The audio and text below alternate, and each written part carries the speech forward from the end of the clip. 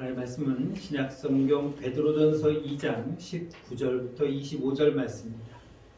잘 주신 줄 알고 제가 공독하겠습니다.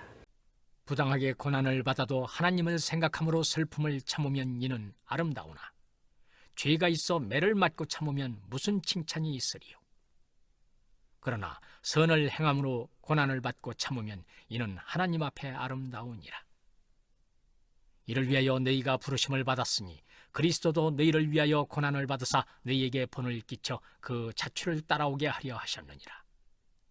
그는 죄를 범하지 아니하시고 그 입에 거짓도 없으시며 욕을 당하시되 맞대어 욕하지 아니하시고 고난을 당하시되 위협하지 아니하시고 오직 공의로 심판하시는 이에게 부탁하시며 친히 나무에 달려 그 몸으로 우리 죄를 담당하셨으니 이는 우리로 죄에 대하여 죽고 의에 대하여 살게 하려 하심이라.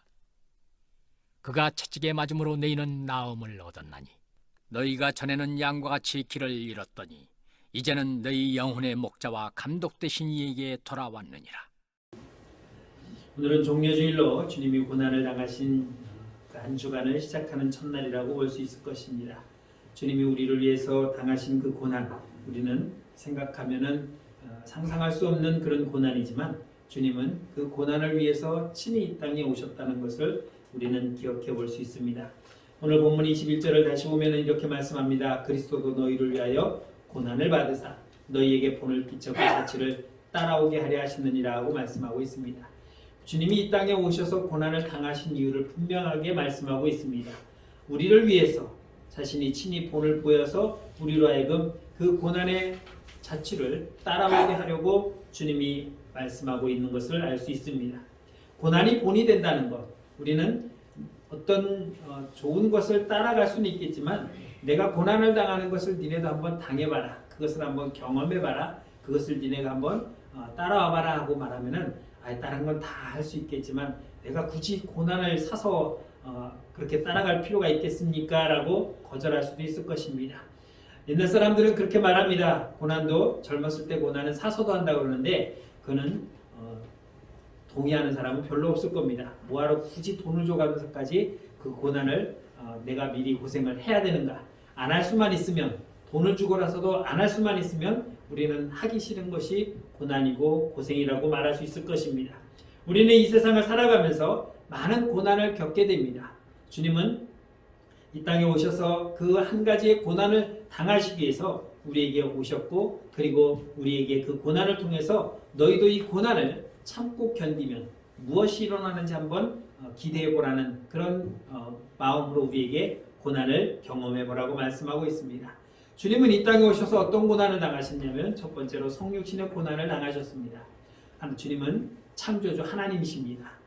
우주 만물을 창조하신 그 하나님, 그 모든 것에 위에 계시는 그분이 친히 그 자리를 내려놓고 이 땅에 내려오셨습니다.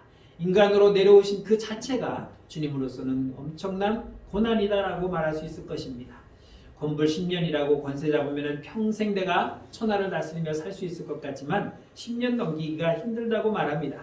높은 데 있을 때는 가장 높은 데서 더 이상 올라갈 것이 없어서 이제는 나는 내려마다만 보면서 살면 되겠다라고 말하지만 사람은 오르막이 있으면 내리막이 있다는 것을 우리는 분명히 기억해야 할 것입니다. 이 땅에 태어날 때에 힘찬 울음소리와 함께 두 주먹을 불끈 쥐고 태어났다면 이제 그 태어난 날부터 우리는 죽음이라고 하는 종말을 향해서 나아가는 인생이라는 것을 우리는 기억해야 할 것입니다. 자라가면서 나는 대통령이 되고 나는 장군이 되고 나는 박사가 되고 나는 이런 사람이 될 거야 라고 꿈을 키우며 살아가지만 그 꿈이 이루어지는 사람이 있는가 하면 이루지도 못하고 많은 사람도 있고 그 꿈을 이루려 가다가 포기하는 사람도 있으며 이루었다 할지라도 그것을 내려놓을 때가 우리에게 있다는 것을 우리는 분명히 기억해야 할 것입니다. 예수님은 이 땅에 오시는 그 험한 세상, 모든 것에 고생뿐인 이 세상에 친히 주님은 이 땅에 내려오셨습니다. 모든 것을 다스려야 할 분이, 모든 사람들로부터 경외를 받아야 할 그분이 이 땅에 오셨습니다. 그러면 그런 분이 오셨으면 우리는 그분을 향해서 환영하고 맞이해야 되는데 세상은 그렇지 않았습니다. 세상은 어둠 가운데 있어서 빛으로 오신 주님을 거부했습니다. 우리가 드러나는 것이 부끄럽고 창피하고 나를 드러내는 것이 너무 싫어서 오히려 그 빛으로 오신 주님을 모든 사람들은 거부했습니다. 그를 싫어했습니다. 미워했습니다. 배척했습니다. 그리고 심지어 죽이려고 모의까지 했으며 결국은 십자가에 못 박아 죽이는 그런 만행을 저질렀습니다. 그러니 주님은 오시지 않았으면 이런 고생을 하지 않았을 텐데 주님은 그것을 아시면서도 그것을 위해서 친히 이 땅에 오신 것, 이것이 주님이 당하신 첫 번째 고난이라고 말할 수 있을 것입니다. 우리가 이 땅에 살아가는 것, 죄악 가운데서 힘들게 고생하며 살아간다는 것은 지극히 당연한 것입니다. 왜냐하면 그것은 우리가 지은 죄로 인해서 주어졌기 때문입니다. 그러나 세상은 우리에게 그것마저도 베풀어 주지 않으려고 모든 것을 무너뜨리려고 하는 이 세상에서 주님은 그 고난을 친히 경험하려고 또 그것을 위해서 자신을 내어주는 그런 고난을 감당하셨다는 것을 볼 수 있습니다. 세상은 우리는 모든 죄악 가운데 살아가면서 세상 사람들과 견주어 살아갑니다. 그래도 여러분들은 참 대단한 것이 그런 세상 사람들과 살아가면서도 그 가운데서도 믿음을 지켜가고 있습니다. 목회자들은 세상 사람들을 만날 기회가 그렇게 많지는 않습니다. 많이 만나는 사람들이 성도들이고 또 성도들 안 만날 때는 또 목회자들끼리 또 모임을 갖고, 그러니까 저희는 최대한 세상 사람들을 만날 기회가 별로 없습니다. 그런데 성도들은 어떻습니까? 그래도 세상 사람들과 살아가면서 믿음이 좋건 나쁘건 그래도 양심에 조그만 일말의 믿음을 가지고 지키려고 애쓰는 그 모습, 그만큼 우리가 이 세상에서 살아가는 것 자체가 얼마나 큰 고생인가 라는 것을 우리는 생각해 볼 수 있는 것입니다. 주님이 당하신 두 번째 고난은 다른 게 아닙니다. 바로 배신의 고난이었습니다. 가룟 유다로 인해서 주님은 배척 세력들에게 팔림을 당했습니다. 그런데 그 가룟 유다가 어떤 사람입니까? 주님이 부르셨습니다. 가룟 유다야, 나를 따라오너라. 나를 따라오면 너도 사람을 낚는 그런 훌륭한 어부로 내가 만들어 주겠다. 이렇게 제자들을 불러 모으셔서 그들을 가르치고 동행하셨습니다. 세리도 있었고 또 어부도 있었고 또 다른 여러 가지 종류의 사람들이 있었지만 그들을 하나로 모아서 주님은 가르치고 인도하셨습니다. 그런데 그 중에 한 사람인 가룟 유다가 주님을 배반했습니다. 3년 동안 동고동락했습니다. 주님이 일으키는 그 기적과 이적 모든 현장에 같이 있었던 사람입니다. 사람이 사람을 잘 믿지 못하고 또 서먹하게 만났을 때 그 사람을 알아가는 과정 속에서는 자기 마음을 쉽게 열지 않습니다. 그래서 이 사람은 어떤 사람인가? 내가 사귈 만한 사람인가? 나와 친하게 지낼 수 있는 그런 사람인가? 우리는 시간을 두고 경험하면서 만나면서 차차 알아가고 있습니다. 처음부터 지나가던 사람 딱 만나고 이것도 인연인데 오늘부터 너랑 나랑 베프하자. 제일 친한 친구라 하자 하고 서로 얼싸안고 밥 먹고 그날부터 친하게 지내는 사람은 아마 없을 것입니다. 그런데 가룟 유다도 주님과 3년 반 동안 살아가면서 주님은 이런 능력이 있으시구나. 주님은 이런 분이시구나. 이런 걸 행하는 거 보면은 우리는 못하는데 세상 사람 그 누구도 하지 못하는 이러한 일을 행하는 거 보니까 이분은 정말 메시아가 맞는 것 같다라는 생각이 들 수도 있었을 것입니다. 그런데 그는 변하지 않았습니다. 그는 오히려 예수님을 은삼십에 팔아버렸습니다. 주님이 당하신 이 배신을 당하는 것처럼 화나고 열받는 일은 없을 것입니다. 여러분들이 지금까지 살아오면서 아마 한 번쯤은 누군가로부터 배신을 당해본 적이 있을 겁니다. 저도 그렇습니다.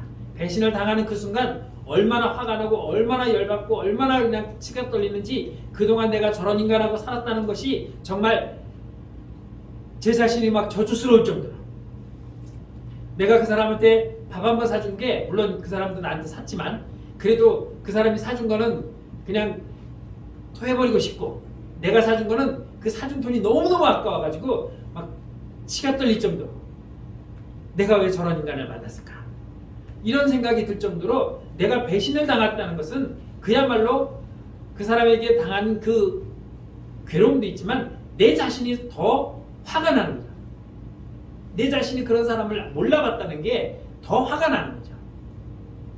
내가 왜 저런 인간을 못 알아봤을까? 그만큼 배신을 당한다는 것은 정말 힘들고 괴로운 것입니다. 그리고 그 어떤 것보다도 쉽게 안 잊어버려요. 심지어 그 사람이 죽었어도 떠올라요.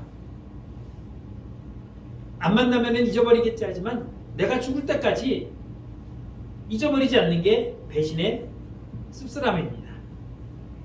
그런데 예수님은 그 배신을 당하셨습니다.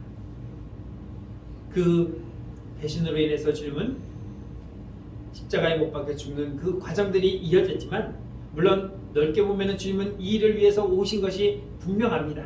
그렇지만 그럼에도 불구하고 사랑하는 제자로부터 배신을 당했다는 것, 이것은 많은 사람들에게 조롱거리가 될 수 있는 충분한 요건이 될 수 있었다는 것입니다. 그런 고난을 통해서 주님은 십자가의 고난까지 이어진 것입니다. 여러분, 십자가의 고난을 상상이나 해보셨습니까? 우리는 영화를 보면서 주님이 당하시는 그 고난을 간접적으로 시각적으로만 체험해 봤습니다. 여러분, 우리가 영화를 찍을 때 정말 그렇게 채찍으로 치고 그렇게 십자가에 못 박여 사람을 진짜로 죽인다면 누가 배우를 하겠습니까? 그것은 철저하게 영화로 만들기 위해서 가짜로 때리는 것도 휘두르는 것처럼 보이지만, 맞는 것처럼 보이지만, 그거는 철저하게 인위적으로 구성하는 것뿐이지 정말로 그렇게 고통을 당하거나 또 손에 못이 박히는 그러한 것은 아닙니다. 그런데 주님은 그것을 직접 채찍을 맞으셨고 또 가시관을 쓰셨고, 그리고 그 무거운 십자가를 지고 올라가셨습니다. 여러분, 그 십자가가 크기도 크지만 그 무게가 얼마나 되는지 아십니까? 최소한 40kg 이상이라고 합니다. 사람 하나를 매달 정도니까 꽤 크죠. 여러분, 혹시 그 철길에 가면 요즘은 콘크리트로 해서 별로 없지만 나무로 된 침목 보셨어요? 철길에 깔아놓은 거? 그거 들어보셨습니까? 저도 안 들어봤어요. 근데 분명히 무거울 겁니다. 그런데 그거보다 더 크고 더 무거운, 혹시 시멘트 한 포대를 들 수 있는지. 제가 어렸을 때는 밀가루 한 포대를 든다고 한번 이껏 했는데 초등학교 때는 들기 힘들더라고요. 밀가루 한 포대는 20kg예요. 그런데 시멘트는요 40kg예요. 처음에 시멘트가 그렇게 무거운 줄 몰랐어요. 뭐 이 정도 포대야 뭐 밀가루 정도라고 생각을 하고 딱 드는데 안 들려. 그래서 물어봤지, 이게 얼마나 무거우면. 야, 그거 40kg야? 만만치않아. 근데 그거보다 더 무거운 거를 그냥 건강한 상태에서 드는 것이 아니라 밤새도록 시달리고 채찍에 맞고 온갖 고난을 당한 후에 지치고 쓰러질 듯한 그런 상태에서 그 무거운 십자가를 지고 또 가야 되는 그 고난, 그것으로 끝난 것이 아니라 손과 발에 못을 박혔습니다. 여러분, 가시 찔려보셨죠? 제가 찔려본 가시 중에 제일 손톱 밑에 제대로 박혀가지고, 그게 찔리는 게 아픈 게 아니라 찔리는 그 순간이에요. 그냥 하고 마는데 이걸 빼내는 게 무지하게. 이 의사가요, 지살 아니라고 그냥 핀셋을 가지고 그냥 쑥 넣어가지고 막 후벼 파는데, 그 순간 일제시대에 독립투사들이 손톱 밑에 그 대꼬챙이를 쑤셔박았다는 생각이 드니까 그거 어떻게 견뎠을까 하는 생각이 드는데, 아니 마취라도 시켜놓고 후벼 파든지 그냥 붙여놓고 그냥 막 지 살 아니라고 막 후벼 파면서 빼내는데요, 생 눈물이 다 납니다. 그런데 그 큰 못을 손에다가 때려 박았습니다. 발을 이렇게 교차해가지고 때려 박았습니다. 그리고 그 박은 상태에서 눕혀놓은 것이 아니라 세워놨으니 그 체중이 그대로 밑으로 흘러내리는 그 고통을 주님은 당하고 계셨던 것입니다. 상상할 수 없는 고통입니다. 그야말로 그냥 차라리 죽는 게 낫다고 하는 그 고통, 여러분 겪어보셨습니까? 전 진짜요, 죽여줬으면 좋겠다는 생각이 들더라고요. 그런 고난을 주님은 당하시면서 그 고난을 당하기 위해서 이 땅에 오셨습니다. 그 고난과 상관없는 분이 단지 우리를 구원하기 위한 그 목표 하나를 이루시기 위해서 오늘 본문 22절에 보면은 그는 죄를 범하지 아니하시고 그 입에 거짓도 없으셨다라고 말하고 있습니다. 죄를 짓지 않았고 거짓말도 하지 않은 그분이 왜 이런 고난을 당해야 했는가? 우리는 실수로 고난을 당할 수도 있습니다. 내가 잘못해서 고난을 당할 수도 있습니다. 사업을 하려고 빚도 지고 해서 딱 사업을 시작했는데 망했습니다. 내 실수입니다. 내가 잘못한 거예요. 그것으로 인해서 거리에 납죽일 수도 있고 또 빚에 시달릴 수도 있고 많은 사람들에게 시련을 당할 수도 있고 그건 누구 책임입니까? 내 책임이에요. 내가 준비하지 못했고 내가 계획하지 못했고 내가 실수했고 내가 성공하지 못한 내 죄라고 할 수 있지만 주님은 그렇지 않았다는 것입니다. 오늘 19절에 보면 예수님이 이 고난을 어떻게 말씀하시냐면 부당하게 당한 고난이라고 말씀하고 있습니다. 내 잘못으로 일어난 고난은 내가 그래 잘못했으니까 내가 그렇게 판단했으니까 뭐 어쩔 수 없지라고 후회는 할지언정 그게 다른 사람의 죄가 아닌 내 죄니까 어쩔 수 없다고 치지. 주님은 아무런 잘못도 없는데 그냥 당하신 부당하게 당하신 고난이다라고 말씀하고 있는 것입니다. 여러분 농사를 짓다가 농사가 안 된 적도 있죠. 또 직장 다니는 사람이 직장 다니다가 상사로부터 꾸중 들을 때도 있고 또 내가 잘못해서 꾸중 들을 때도 있고 그럴 때도 있습니다. 그러나 그것은 내가 잘못해서 그런 것이지 나는 잘했는데 누군가 나에게 이유 없이 그런다면 그다음 그것은 역시 부당한 것으로 내가 신고하면 돼요. 그런데 우리는 그것을 주님과 같이 참고 견딜 수 있는 그런 성도의 삶을 우리는 살아야 된다는 것, 주님은 이것을 보여주기 위해서 이 고난을 친히 감당하셨던 것입니다. 우리가 세상 사람들과 살다 보면은 내가 크리스찬이라는 것을 아는 경우가 있습니다. 왜? 내가 나는 교회 다니는 사람이라고 알려준 적도 있고 또 내가 안 알려줬어도 같이 밥 먹다가 내가 기도하는 모습을 보고 또 내가 교인이라는 것을 아는 경우도 있습니다. 그런데 둘이 어쩌다가 잘못해서 다툼이 일어났을 때 그 사람이 막 나에게 막 퍼붓는데 나도 거기에 맞춰서 막 같이 치열하게 치고받고 싸우면은 그 사람들은 뭐라고 말하겠습니까? 설령 지가 잘못했다 할지라도 그래도 교회 다닌다는 것이 저렇게 그냥 이악 물고 그냥 죽기 살기로 덤벼들지 난 진짜 몰랐어 라고 얘기를 해요. 지가 잘못해놓고도 그래도 교회 다니니까 좀 이해를 해줄 줄 알았대. 그게 말이 돼요? 말이 안 돼요. 그런데 그 말이 안 되는 것을 우리는 해야 된다는 거예요. 왜? 주님이 보여주셨거든. 나는 이런 부당한 고난을 당했는데 거기에 대해서 나는 아무 말도 안 했거든. 그런 삶을 너희도 살아봐야 돼. 너희도 살아야 돼라고 하는 것을. 내가 너희를 위해서 이 고난을 당하고 너희를 구원해 주었으니까 너희도 그러한 삶을 살아야 돼. 그래서 내가 너희에게 지금 보여주는 거야 라고 주님은 말씀하고 있는 것입니다. 그런데 우리는 그렇게 안 하잖아요. 베드로전서 3장 14절에 보면 이렇게 말씀합니다. 그러나 의를 위하여 고난을 받으면 복 있는 자니. 내가 고난을 받는 것이 그것이 의로 나타난다면 우리는 그 고난을 받을 수 있어야 된다는 것입니다. 왜? 그 고난을 통해서 하나님이 나에게 복을 주신다는 거예요. 우리 복 좋아하잖아요. 우리 너무너무 복을 좋아해요. 그러니까 네가 한 대 맞아봐. 그럼 내가 복 줄게.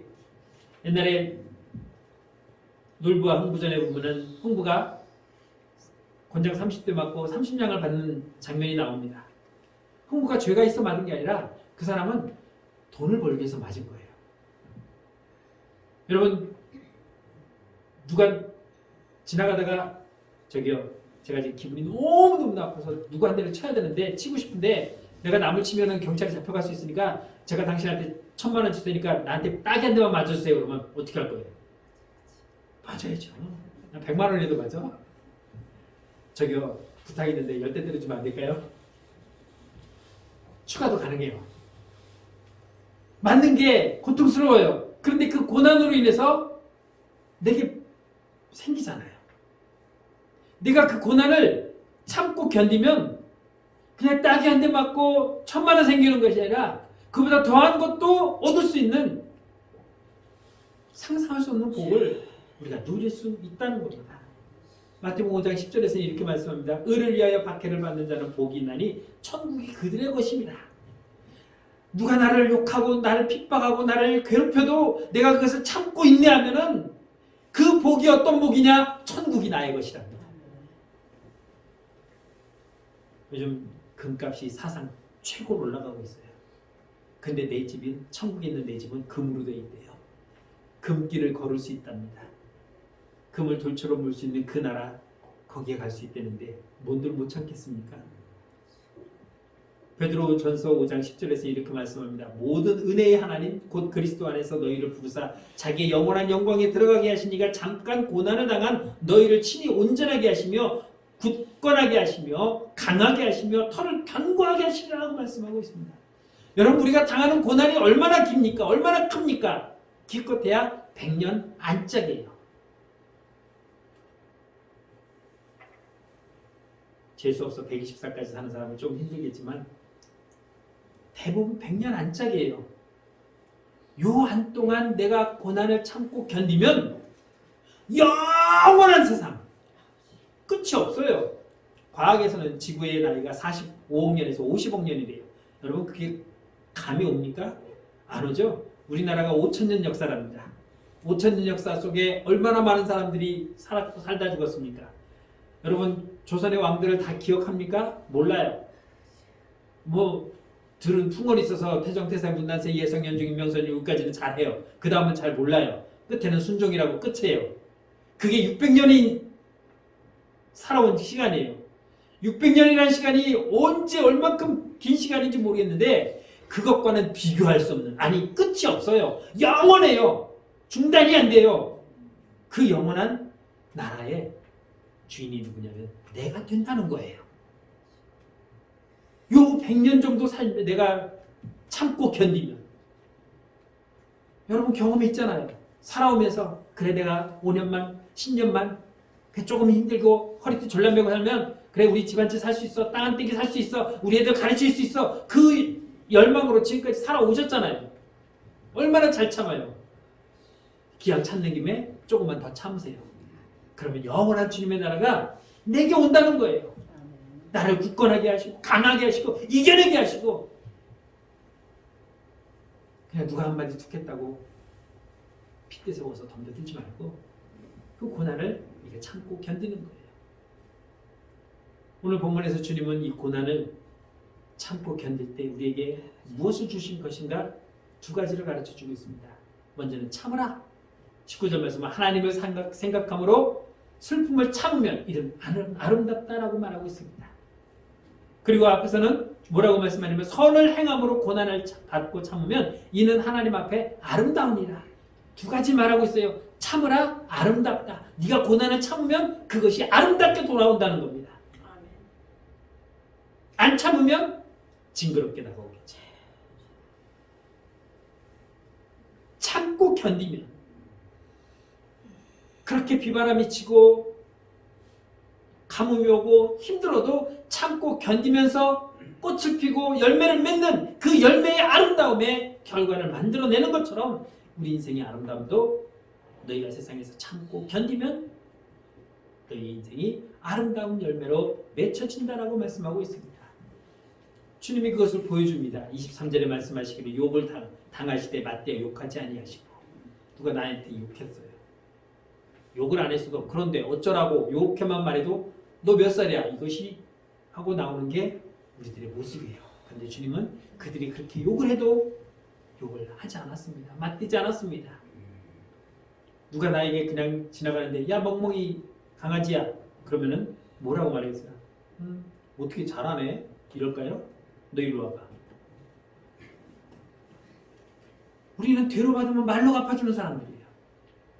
그런데 주님은 그렇지 않았어요. 빌라데 법정에서도 헤롯의 법정에서도 대제사장의 뜰에서도 그렇게 모욕을 당해도 주님은 맞대하지 않았어요. 참고 견디셨습니다. 얼마나 그렇게 했는데도 꿈쩍도 안 하니까 화가 나서 마가복음 14장 60절을 보면 이렇게 말합니다. 대제사장님 가운데 일어서서 예수에게 물어 이르되 너는 아무 데도 없느냐? 이 사람들이 너를 치는 증거가 어떠하냐? 이렇게까지 우리가 거짓 증거를 대고 이렇게까지 너를 멸시하고 모욕하고 너를 죽이려고 지금 애쓰고 힘쓰는데 너는 어째 거기에 대해서 단 한마디도 안 하느냐라고 말하는 거죠. 그들도 답답했던 거죠. 그들도 이렇게까지 주님이 철저하게 참고 인내할 줄은 생각을 못했던 겁니다. 우리는 어떻습니까? 그렇게 한바탕 해내고서 돌아서서 뭐합니까? 내가 그때 한번 참을 걸. 내가 미쳤지. 내가 왜 그랬을까? 그게 뭐라고? 그거 한번 참았으면 아무렇지도 않았을 텐데. 왜 그렇습니까? 참지 못했기 때문에. 그렇게 참을 때에 하나님이 우리에게 무엇을 말씀하시냐면 맡겨주신다는 것입니다. 23절에 보면은 고난을 당하시되 위협하지 아니하시고 오직 공의로 심판하신 이에게 부탁하신다라고 말씀하고 있습니다. 공의로 세상을 심판하신 이에게 부탁하신다. 하나님께 우리를 부탁한다는 거예요. 하나님, 채영아 저렇게 참고 인내하고 기다리는데 하나님 잘 좀 봐주세요. 주님이 친히 우리를 위해서 부탁하신다고 말씀하고 있습니다. 오히려 참지 못하는 자에게 베드로가 칼을 빼어서 말고의 귀를 짝뚝 잘라내니까 주님이 뭐라고 말씀하십니까? 칼을 도로 집어넣어라. 칼을 든 자는 칼로 망한다고 주님이 가르치시면서 참고 견디라고 말하고 있습니다. 하나님은 공의로우신 분입니다. 우리가 애매하게 당하는 부정하게 그러니까 불이하게 당하는 그 고난을 하나님은 내가 너희들 죄값으로 그렇게 해준 거야 라고 말하지 아니하십니다. 우리가 당하는 그 고난을 기억하시고 갚아주신답니다. 그러니까 내가 굳이 세상 말로 내 손에 피 안 묻히고 참아도 하나님이 다 알아서 갚아주신다는 것이 오늘 성경이 우리에게 말씀하고 있는 것입니다. 로마서 12장 19절에서는 내 사랑하는 자들아 너희가 친히 원수를 갚지 말고 하나님의 진노하심에 맡기라. 기록되었으되 원수 갚는 것이 내게 있으니 내가 갚으리라고 주께서 말씀하시라고 말씀하고 있습니다. 너희는 그냥 참고 기다리기만 해. 나는 절대 못 참아. 내가 다 박살내 줄 테니까. 내가 다 심판해 줄 테니까. 너는 그냥 기다려. 그거 바라만 봐. 네 원수 너를 건드린 건 나를 건드린 거거든. 그러니까 내가 가만 안 둬. 너는 가만히 보기만 해. 이게 하나님 우리에게 말씀하고 계신 거예요. 그러니 우리가 친히 그 원수를 갚으려고 막 쫓아다니지 않아도 때가 되면 하나님께서 갚아주시니까 우리는 참고 견디고 인내하면 이 모든 것을 하나님 우리에게 주신다는 것입니다. 그렇게 우리가 고난을 견디면은 어떤 결과가 나오느냐. 그래서 주님이 우리에게 그 고난의 결과를 이렇게 말씀합니다. 오늘 24절 25절 말씀 보니까 친히 나무에 달려 그 몸으로 우리 죄를 담당하셨으니 이는 우리로 죄에 대하여 죽고 의에 대하여 살게 하려 하심이라. 그가 채찍에 맞음으로 너희는 나음을 얻었나니 너희가 전에는 양같이 길을 잃었더니 이제는 너희 영혼의 목자와 감독 되신 이에게 돌아왔느니라 하고 말씀하고 있습니다.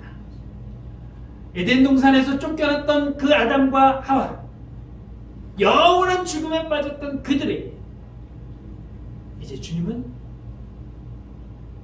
다시 우리를 맞아 주시겠다고 말씀하고 있는 것입니다. 생명에서 사망에서 생명으로 옮겨주는 이 은혜가 우리에게 주어진 것입니다.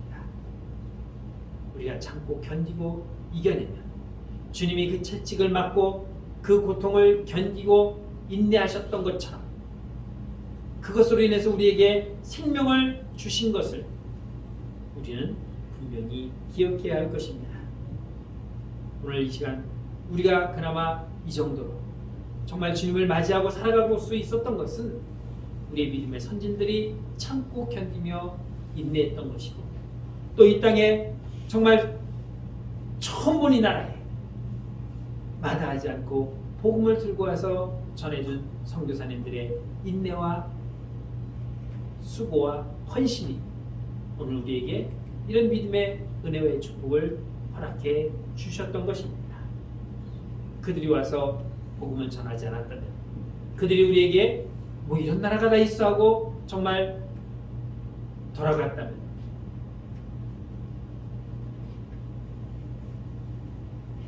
복음이 전해지던 처음 시대에 많은 선교사들이 정말 헌신적으로 왔고, 그 중에는 와서 가족을 잃은 사람도 있었지만 또 견디지 못하고 돌아간 분도 있습니다.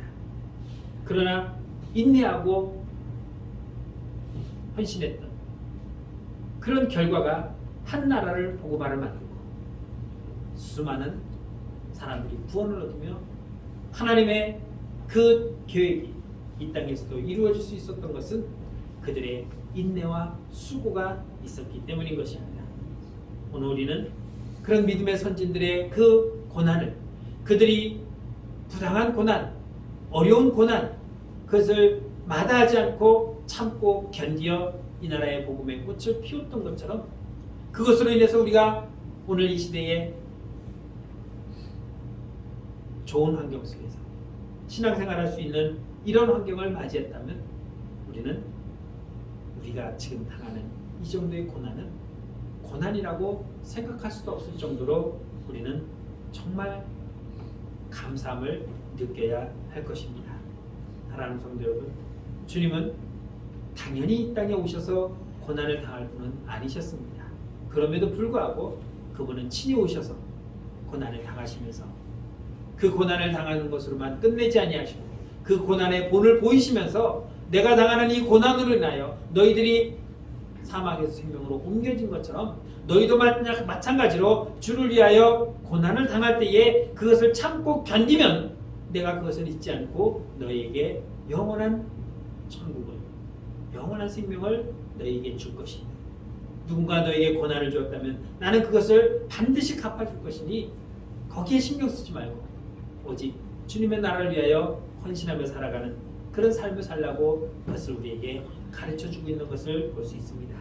주님이 보이신 그 고난을 당하시면서까지 우리에게 보여주신 그 교훈을 잊지 않고, 주님 말씀하신 것처럼 너의 십자가를 지고 나를 따르라고 하신 그 말씀대로 우리에게 주어진 그 십자가를 지고 오늘도 마다하지 않고 묵묵히 주님의 길을 따라가는 저와 여러분들의 삶이 되기를 주의 이름으로 축원합니다. 기도하겠습니다. 참 좋으신 하나님, 은혜를 감사합니다. 죄로 죽었던 우리에게 생명을 주시기 위하여 하늘의 보좌를 버리고 친히 이 땅에 오셔서 당하신 주님의 그 고난, 우리도 정말 당하기 싫지만 주님이 우리를 위해서 친히 당하셨던 그 고난을 생각한다면 우리가 당하는 고난은 아무것도 아님을 주님 앞에 고백합니다. 그나마도 이것도 못 견디고 괴로워하는 우리의 어리석음이 아니라 우리에게 당하는 이 고난을 정말 겸손히 받아들이고 견디며 주님을 따라갈 때에 우리에게 약속하신 주님의 그 은혜를 우리가 소망하며 살아가는 귀한 성도들의 삶이 될 수 있도록 인도하여 주옵소서. 예수님의 이름으로 감사하며 기도드렸습니다. 아멘.